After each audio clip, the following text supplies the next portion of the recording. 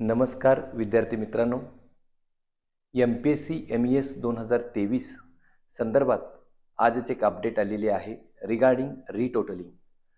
तर ज्या विद्यार्थ्यांना आपल्या मार्कबद्दल शंका आहे अशा सर्व विद्यार्थ्यांना या ठिकाणी 17 जुलै 2025 ला जो MES चा रिझल्ट लागलेला आहे त्या रिझल्टच्या अनुषंगाने जर काही मार्कमध्ये शंका असतील तर त्या सर्व विद्यार्थ्यांना या ठिकाणी MPSC न रिटोटलिंगचा ऑप्शन या ठिकाणी दिलेला आहे।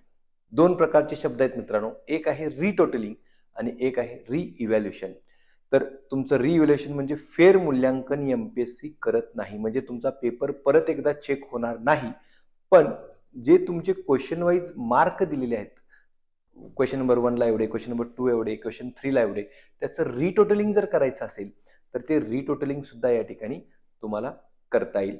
त्याचे जे काही चार्जेस आहेत ऑफिशियल ते तुम्हाला या ठिकाणी पे करावे लागतील।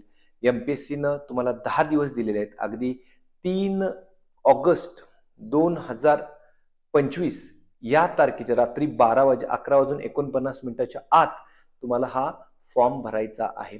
www.mpsc.gov.in या वेबसाईटवर ऑनलाईन फॅसिलिटीमध्ये जाऊन रिटोटलिंग ऑफ मार्क्स वरती क्लिक करून तुमचा मोबाईल नंबर OTP वगैरे जो येईल ती प्रोसेस करून तुम्हाला या ठिकाणी रिटोटलिंग करून घेता येईल। प्रश्न एवढाच आहे की रिटोटलिंग मध्ये काही फरक पडेल का? अगदी 99% म्हटलं तर फार फरक पडणार नाही, पण कुठेतरी अर्थमॅटिक चुका जर झाल्या असतील तर निश्चितच म्हणजे एखाद्या 100 विद्यार्थ्यांतून 1 विद्यार्थी, 2 विद्यार्थी किंवा 1000 विद्यार्थ्यांतून 5 विद्यार्थी अशा लोकांना चेंजेस होऊ शकतात, किंवा आपल्या मार्क बद्दल ज्यांना खूपच शंका आहे की मला खूपच कमी मार्क पडलेत, माझं काहीतरी अर्थमॅटिक ऍडिशन MPSC कडून चूक झाली असावी असं वाटत असेल तर त्या सर्वांनी रिटोटलिंग करून परत एकदा व्हेरीफाय करायला हरकत नाही।